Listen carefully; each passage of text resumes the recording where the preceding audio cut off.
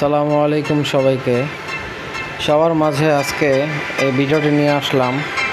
Brother 7180 এই মডেলের মেশিনটি সম্পর্কে কিছু গুরুত্বপূর্ণ প্রোগ্রাম, যেটা আমাদের মেকানিক্যাল কাজে অনেক কাজে লাগবে। তো সবাই মেশিনটি সম্পর্কে জানার জন্য ভিডিওটি শেষ পর্যন্ত দেখার অনুরোধ রইল। সকলেই চ্যানেলটি সাবস্ক্রাইব করে বেল বাটনটি ক্লিক করে দেন। চলেন শুরু করা যাক। তো আপনারা দেখতে পাচ্ছেন সুইং করার পরে মেশিনের টেকআপ লিভার পজিশনটি নিচে নেমে আছে আর নিডল বার পজিশনটি উপরে উঠে আছে, যেটা আমাদের থাকার কথা না। তো এই ভিডিওটি সম্পর্কে আজকে আমরা জানব।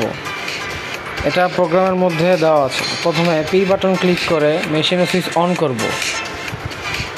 মেশিনের স্ক্রিনে 00 আসবে। আমাদের এখানে একটি প্যাটার্ন দেওয়া আছে বা লক দেওয়া আছে, যেটা হচ্ছে 4টা 8। আপনারা চাইলে লকটা চেঞ্জ করতে পারবেন। যাই হোক, 4টা লক দেওয়ার পরে সিলেক্ট বাটন ক্লিক করার পরে 92 আসবে। সেটা আমরা 72 অর্থাৎ 72 করব। করার পরে দেখুন আমাদের টেকআপ লিভার এবং নিডল বারের পজিশন 244 দেখাচ্ছে। এখন আমরা পুলি রোটেশন ঘোরাবো এবং স্ক্রিনে দেখতে পাচ্ছেন পুলি ঘোরানোর সাথে সাথে সেটা নাম্বারটা আপ ডাউন করছে, অর্থাৎ নিচে ঘোরালে বাড়ছে, উপরে ঘোরালে কমছে।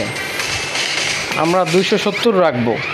রাখার পরে আমাদের টেকআপ লিভার পজিশন এবং নিডল বারের পজিশন পুনরায় চেক করব। আমরা দেখতেছি আমাদের এই মেশিনের টেকআপ লিভার পজিশন এবং নিডল বার পজিশন ঠিক আছে। তাই আমরা সিলেক্ট বাটন চেপে সেভ করে দেব এবং পি বাটন চেপে ব্যাকে চলে আসব। তো বন্ধুরা, আমরা সুইং করে দেখলাম আমাদের নিডল বার পজিশন এবং টেকআপ লিভার পজিশন একদম ঠিক আছে। সবাইকে ধন্যবাদ সম্পূর্ণ ভিডিওটি দেখার জন্য এবং সবাই সাথে থাকুন। আসসালামু আলাইকুম।